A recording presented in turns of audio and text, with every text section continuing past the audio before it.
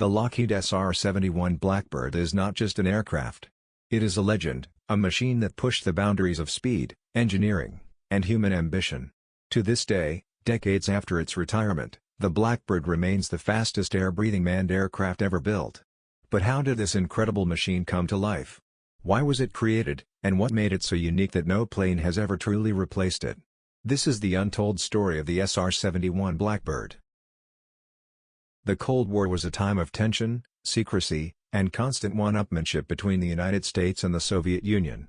In the late 1950s, the U.S. faced a critical problem: it needed eyes deep inside enemy territory. Satellites were still primitive, and spy planes like the U-2 were becoming increasingly vulnerable to Soviet missiles. In fact, in 1960, a U-2 flown by Francis Gary Powers was shot down over the Soviet Union, creating a diplomatic crisis. The U.S. Air Force needed something faster, higher, and more elusive, an aircraft that could outrun any missile and fly so high that enemy defenses couldn't touch it.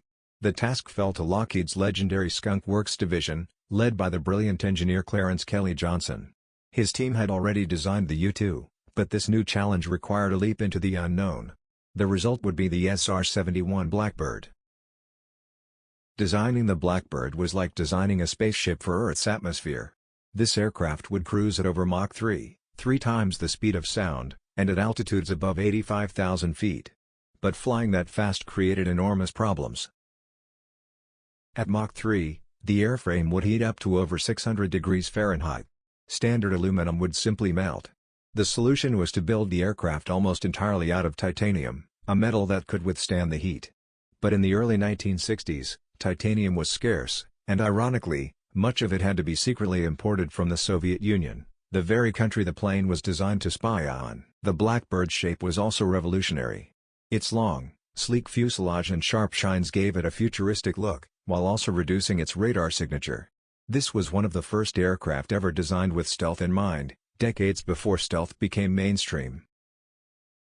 At the heart of the SR-71 were two Pratt & Whitney J58 turbojet engines, monsters of power that were unlike anything else. Each engine produced 32,500 pounds of thrust and operated as a hybrid between a turbojet and a ramjet. At lower speeds, it worked like a normal jet engine, but once the Blackbird crossed Mach 2, the airflow bypassed much of the engine and effectively turned it into a ramjet. This allowed the Blackbird to maintain blistering speeds for hours, something no other aircraft has ever managed. In fact, the engines were so efficient at high speeds that the SR-71 often got better fuel economy at Mach 3 than it did at subsonic speeds. Flying the Blackbird was unlike flying any other plane. Pilots wore full-pressure suits similar to what astronauts used, because at 85,000 feet, the sky was dark, the Earth curved below, and oxygen was nearly non-existent.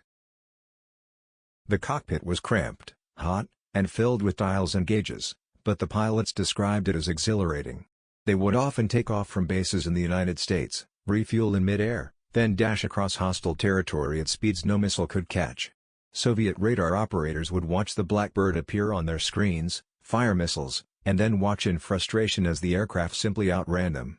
Not a single SR-71 was ever shot down, despite more than 4,000 attempts. The SR-71 flew missions all over the globe, over Vietnam, North Korea, and the Middle East. It gathered intelligence during the Yom Kippur War, monitored nuclear sites, and provided crucial information during some of the tensest moments of the Cold War. Perhaps most importantly, the SR-71 provided reassurance. At a time when world leaders needed accurate intelligence to make decisions, the Blackbird delivered. Its cameras could capture details as small as a license plate from 80,000 feet up. That level of detail gave the U.S. government confidence in what the enemy was doing, or not doing.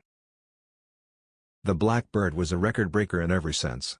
On July 28, 1976, it set the absolute speed record for a manned air-breathing aircraft, 2,193 miles per hour. It also set an altitude record of 85,069 feet. Both records still stand today. Even during its final flights, the Blackbird continued to break records.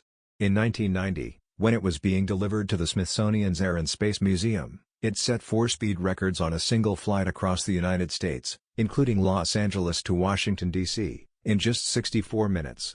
Imagine that, crossing an entire continent in just over an hour. But building and operating such an aircraft came at a cost. The SR-71 was extremely expensive to maintain.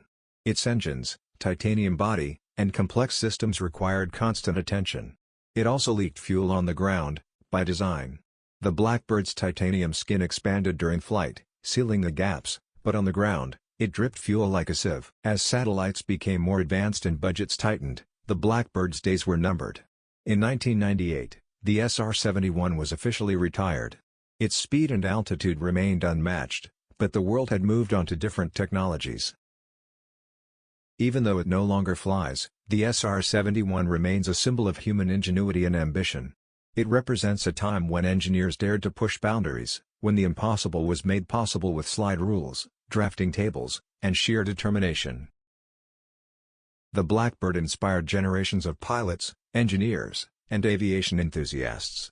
It showed us that speed could be a shield, that design could be art, and that sometimes the boldest ideas are the ones that endure.